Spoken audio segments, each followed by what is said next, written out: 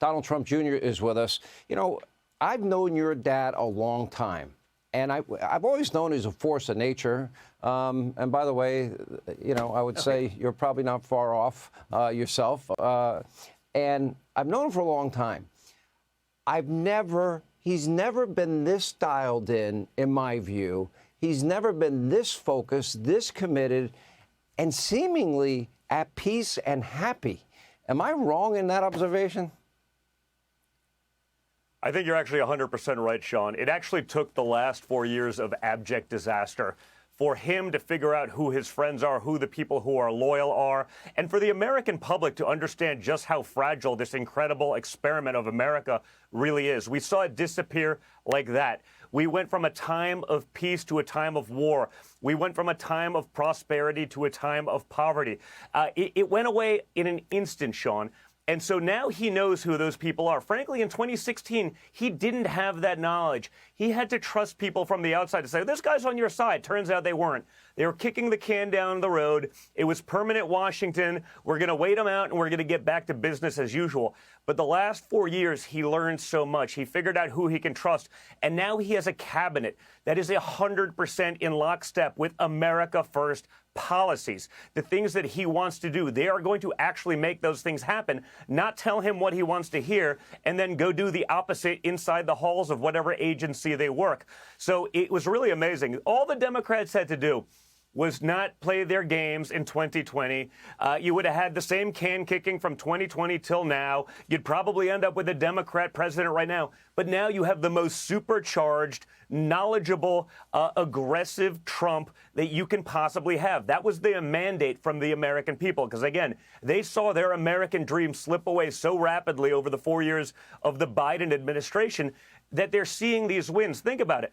The same Democrats that told us you can't really do anything about the border. Border crossings are down 95%, and it's only been a month. DOJ has uncovered $100 billion in waste. $100 billion, Sean.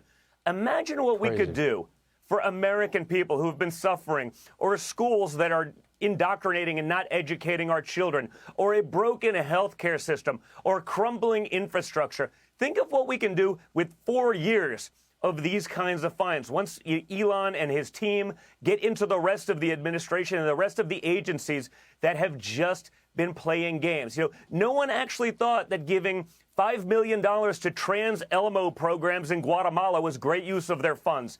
There's so much we can do. The possibilities are frankly endless, and he sees that. The American people see it. They finally have opened their eyes to what is possible, and we are going to unleash all of that. I just couldn't be more proud of everything that he's doing right now. The hatred of your father, I would argue, has been predictable, because after the denial, after the grief, after the depression, they always seem to settle back on the rage portion of what the radical Democratic Party is. What I didn't anticipate is that they would double, quadruple down on, we'll be the party that puts illegal immigrant rights over the American people and their safety. We're going to be the party that champions the right of men to play in women's sports. We're going to be the party that is going to claim we have a constitutional crisis because Elon Musk, your father, department heads are discovering hundreds of billions of dollars in waste, fraud, abuse, corruption, not being spent on the American people, but abroad. You're right, on DEI programs, wokeism, transgenderism, and the Green New Deal. They have settled on that agenda. How did that happen? It's actually amazing. I love to see them go all in on these issues. And I think my father's superpower is finding like a 90-10 issue, taking the 90 side. And because of their Trump derangement syndrome, many know it as TDS, but because of the Democrats' Trump derangement syndrome, they can't help themselves. They go all in on these issues that are just widely unpopular with real Americans because they haven't ever gotten outside of their bubble, Sean. No one really believes that 3-year-olds should be able to get gender-affirming care without parental consent, and yet they're all in on these issues. No one really thinks that only taking over a couple of buildings by Transformational, the Venezuelan murderous drug gang, it's only a couple of buildings, Sean. What difference does it make? They're taking these positions, and they keep doing it. It's actually glorious to watch because it means we don't just have this next 4 years to do it. We'll likely have a 12-year runway with incredible candidates. The other great thing about the last 4 years is Republicans and conservatives, and America First conservatives in particular, we finally learned to fight, Sean. It's the first time where we're actually on the offense. We're not just playing defense anymore. They're the ones playing defense, and they're in total panic. Even some of the great sort of Democrat thought leaders are like, you guys got to stop doing this, but they can't help themselves. Each and every day, they're going all in on insanity. I remember in the days after the election, people are like, who cares if you can't afford your groceries? We need to go in on XYZ issue that's totally not popular. Men playing women's sports, whatever it may be, they just can't help themselves. So it's really interesting to watch.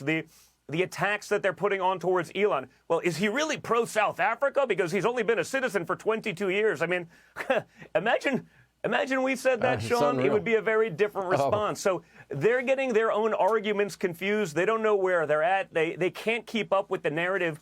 And the administration now is functioning so effectively and so efficiently that by the time the liberal media gets their narrative talking points in line, the administration is 3 or 4 issues down the road. They can never catch up. It's glorious to watch, and they continue to self-destruct. Okay. Have you ever given thought to a political future? I don't think I've asked you. I don't know. Listen, my goal, I've spent the last 9 years in this game. I've learned a lot.